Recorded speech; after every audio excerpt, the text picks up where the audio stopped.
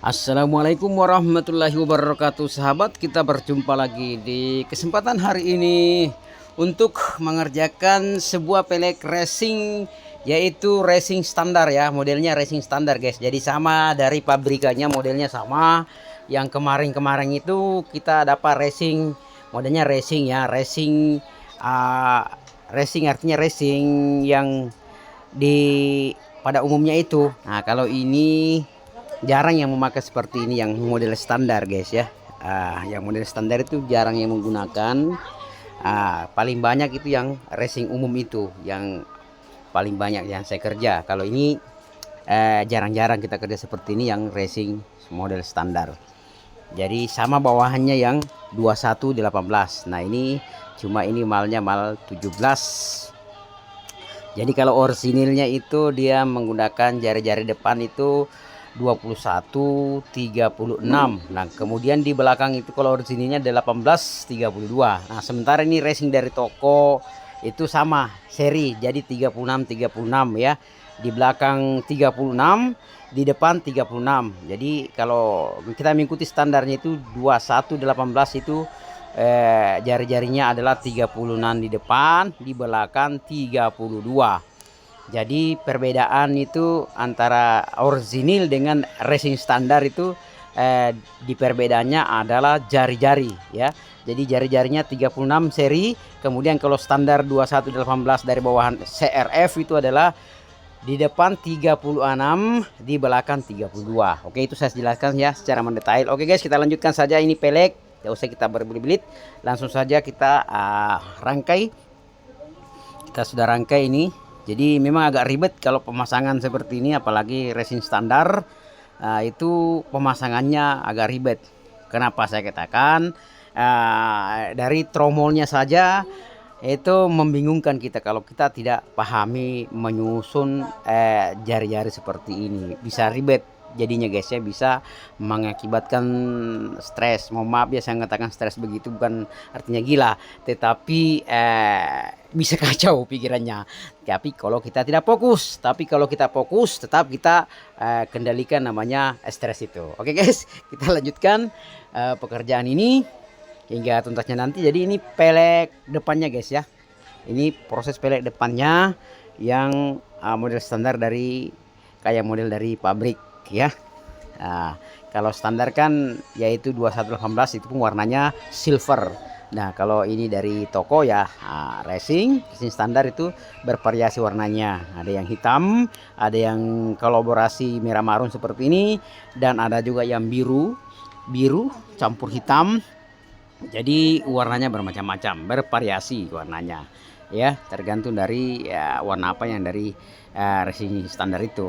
Nah, oke, ini pelek depannya hampir sudah selesai.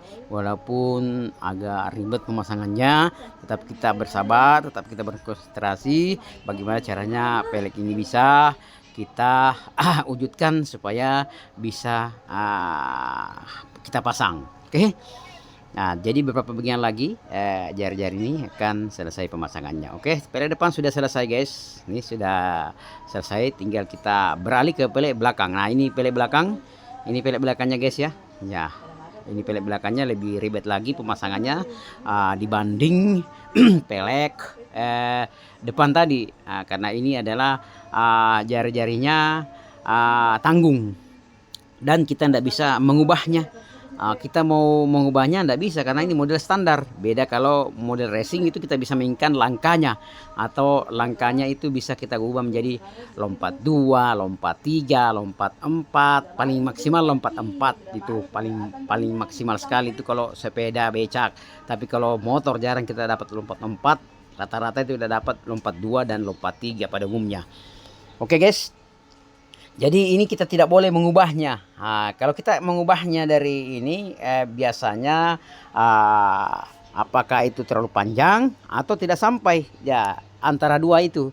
Jadi menurut saya kalau ini tanggung, tidak sama betul ukurannya dari pabrik ya, kita gunakan lompat 2 saja. Apabila lompat 3 tidak sampai, karena ini tromolnya tanggung, sudah dirancang sedemikian rupa standar dari asli.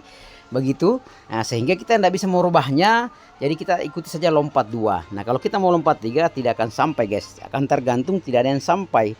Nah, jadi kita lebih baik kepanjangan daripada kekurangan, ya kan begitu intinya. Kalau kepanjangan kita bisa potong, dan kalau kekurangan di mana kita bisa menambah, tidak bisa guys.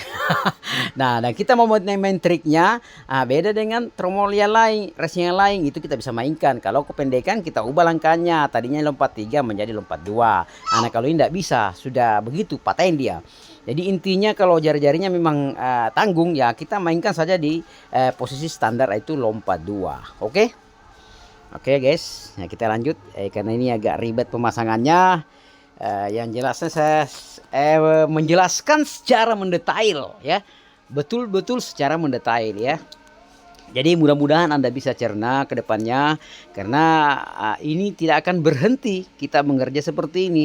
Ya toh, apa namanya, pelek-pelek seperti ini paling banyak, kebanyakan saya kerja di kota kami ini. Jadi beda dengan yang kemarin-kemarin itu modelnya lain ya. Itu kalau ini dikatakan model belimbing ya. Model belimbing itu kayak standar dari bawah motor. Yang lainnya itu bukan model belimbing, dia kayak jadi kayak bos becak saja, tapi tetap racing. Nah, kalau ini dia modelnya belimbing. Jadi memang kita agak susah untuk menyesuaikan jari-jari kalau tanggung. Beda dengan yang lain, itu kita bisa menyesuaikan, bisa kita mainkan di lompat-lompatnya, artinya kali-kalinya ya. Kita bisa mainkan lompat 2, lompat 3 sampai lompat 4 kalau memang sepeda atau becak. Nah, beda ya. Jadi kalau motor itu ya terbatas lompat 2 sama lompat 3. Paling maksimal itu lompat 3. Nah, kalau kini kita gunakan lompat 2 karena kita mau kasih lompat 3 tanggung tidak bisa sampai guys. Oke, kita lanjut saja ya. Kita lanjutkan. Kita setel saja pelek belakang ya, pelek belakang. Nah, itu sebagaimana di video ini banyak pelek yang kita lihat di gambar itu pelek yang sudah kita setel sebelumnya. Oke. Nah, kita lanjutkan guys ya, pekerjaan ini hingga tuntasnya. Semoga Anda bisa mencernanya, karena masih banyak pelek yang sudah saya kerjakan. Ini baru proses saya upload ya, jadi saya pending dulu karena kesibukannya lain, sehingga baru saya mengupload lagi. Oke guys. Oke, kita lanjutkan. Jadi cara stylenya ini memang kita berhati-hati atau ekstra hati-hati. Karena kenapa saya katakan begitu, karena ini berisiko guys ya. Kenapa saya katakan berisiko, karena kita menggunakan apa namanya, kunci jari-jari atau kunci trali itu kita rakit ya dari stanseher. Nah, kalau kita menggunakan dari pabrik yang bundar itu bisa terjepit ya, agak lambat kita menyetelnya. Kalau begini agak kecepatan, karena kita bisa mengikuti dari sisi per sisi. Nah, itu dia. Nah, jadi lebih bagus kalau kita memakai kunci trali rakitan dibanding yang paten. Kalau yang paten kita tidak bisa masukkan di sini karena dia lebar bundarnya. Kita tidak bisa melalui dari sisi per sisi. Beda kalau memang pelek-pelek standar bawah motor seperti Jupiter, RS King atau sebagian lain-lain. Itu gampang, bisa kita pakai menggunakan kunci jari-jari yang standar dari bawah pabrik, yang merek asli itu namanya YMT. Nah, itu merek kunci jari-jarinya. Nah, kalau ini kita rakit dari bekas motor, yaitu stanseher, yaitu RS King.